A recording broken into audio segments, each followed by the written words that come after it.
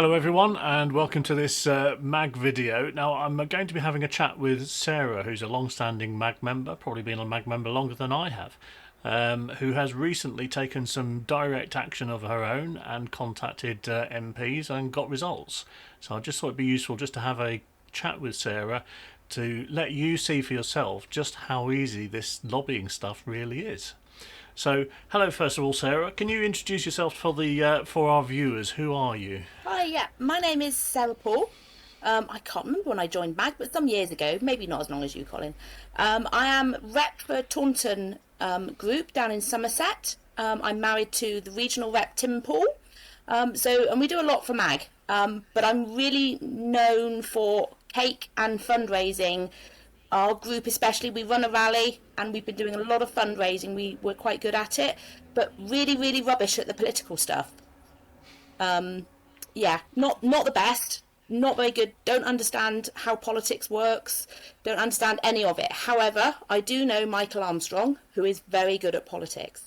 Yeah, so obviously recently you were sort of like prompted, shall we say, to write an email. Can you explain how all that happened? What motivated you to do it, and how hard was it to actually write this email?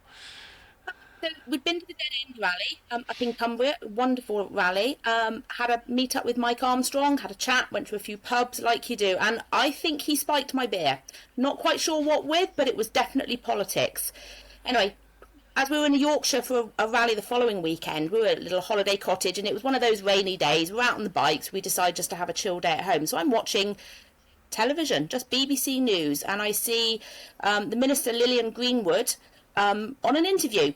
Didn't really listen to it very much, but caught the end of it where she's talking about transport, and I thought, this is absolutely the opportunity.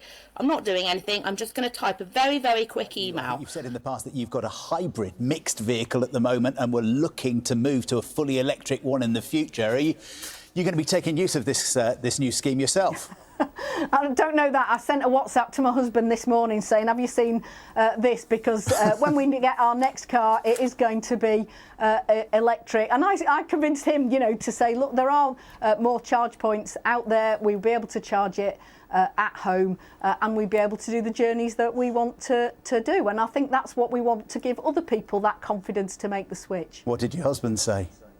He said yes, because he knows, he's got to do as he's told, really. If you're watching this morning, sir, do let us know your views on electric cars, along with everybody.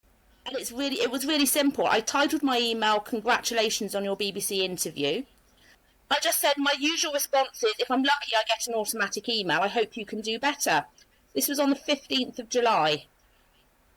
Less than a week later, I get an email. I have the automatic response, but then I also get an email back with a standard letter saying, thanks for writing, off you go. Well, I was quite interested that I'd actually had a letter back, and just felt that, well, that's a first for starters. I'm going to thank them for that, but also we can go further. Had a bit of a panic. I'm up in Yorkshire, met up with a lot of the Yorkshire MAG lot, and kind of had a chat with some of them, and contacted Mike Armstrong, who immediately put me in touch with you, Colin. Because you're the person to go to. You know the politics. I'm one of these people. I do the fundraising so that you can do your job. And it was really that simple. So obviously we looked at sort of like a response that you could send through that would, get a little bit more than the brush off, because I think it's fair to say that initial response was yes, nice to hear from you, now go away. But it just took a little bit of more effort to actually push that. And where did that actually lead to? Do you want to explain that? Okay, so yeah, you very kindly helped me word a letter down. I reworded it slightly and just put it into my language, just how I would talk, rather than some of the phrases that you use that really just swept over my head.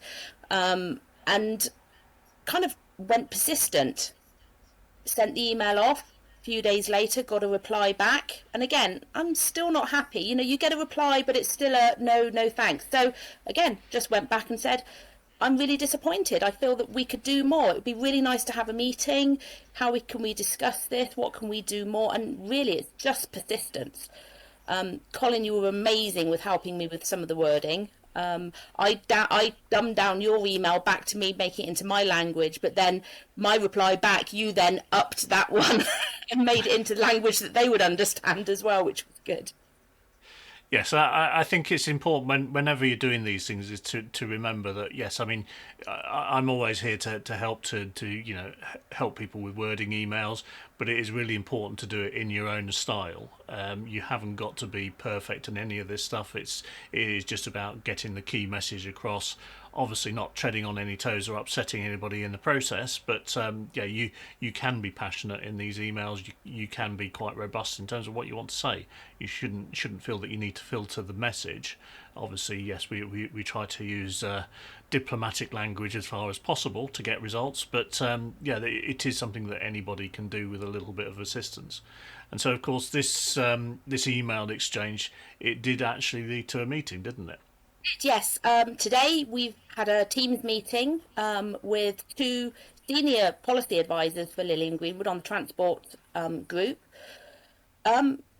Took a little bit of getting together. 45 days since I saw that television interview and wrote that initial email.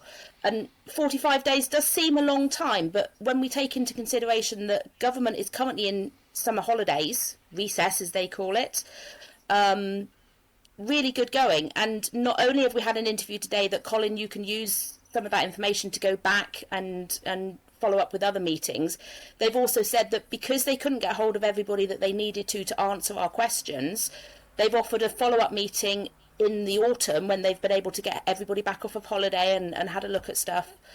So again, it's not finished here. It's easy to do, really easy to do.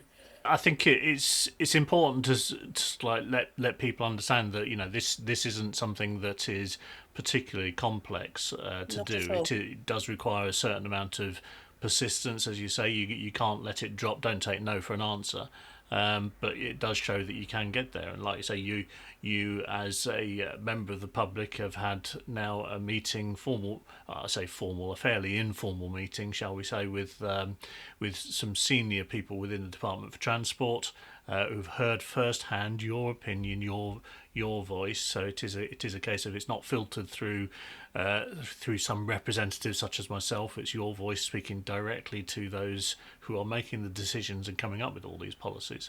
So what was your impression of the meeting itself? Do you think that you were treated professionally and fairly? Do you think that it was a useful use of your time, shall we say? Absolutely, yes. They're human beings. And that's the main thing to remember. I mean, one of the things we talked about was motorcycle bus lanes, and they thought that I was interested in bus lanes because I live in London. And I said, no, I live in Somerset. We're very rural. One of the issues we have is that in certain parts of the area, you can drive in a bus lane. In Bristol, who were the first to get bikes in bus lanes, you can drive in a bus lane in Bristol. You could then travel down to Plymouth, where you can drive in a bus lane, but in between you can't. And as a normal person, a normal voter who rides a motorcycle for pleasure and sometimes for work, but mostly for pleasure, it can be dangerous because 1 minute you're in a bus lane and then the next minute you can't be in that bus lane. So to avoid a fine, you've got to make a movement that could be considered dangerous. And they were very safety focused, the people that we spoke to. So I think they took that on board. They listened. There was a lot of politics talk, which a lot of it went over my head, but Colin, that's why you were there. But I did. They were professional. They listened. They had conversations. It was, as you said, Colin, quite informal, but informal was the way to go. I think if we were sat in a meeting full of suits, I don't think we'd have been listened to as well as we were with these advisors. Yeah, I mean, certainly from my perspective, as I said to you earlier, Sarah, it is a case of you have to realise that these are human beings that you're dealing with. They react to a personal connection as much as anybody else, and so I think it's you shouldn't feel that you need to be intimidated by these people. They are certainly just human beings doing a job, and when it comes to motorcycling, you're almost certainly going to know more than they do because they are not motorcyclists. So yes, you are in the position of having all the cards, shall we say, and you should use that to your advantage.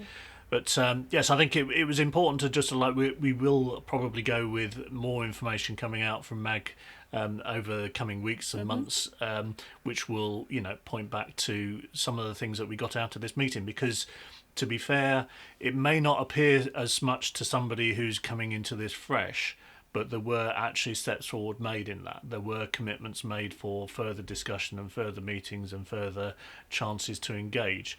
And that's all important stuff to remember, because lobbying, it is very much an iterative process. You've got to keep at it. You don't go in, ask one question and everything gets sorted out. It is a case of you've got to work at it and build the case over a period of time. And we're now certainly one fairly, I would say, substantial step further forward than we were before. So it's certainly been useful from an overall MAG perspective, and it all started with a simple 5-minute email after watching breakfast TV. Yeah, absolutely. And the key to sending emails to your local MPs is, if you're sending an email to your local MP, make sure you put your name and address at the bottom of the email, because they won't look at it unless you're local. If you're sending it like I did to somebody higher up, still put your name and address at the bottom, because it shows that you're being professional, and it shows that you're interested. You have an interest in how our country is formed and how it's running. And we are motorcyclists. We have a right to ride our motorbikes.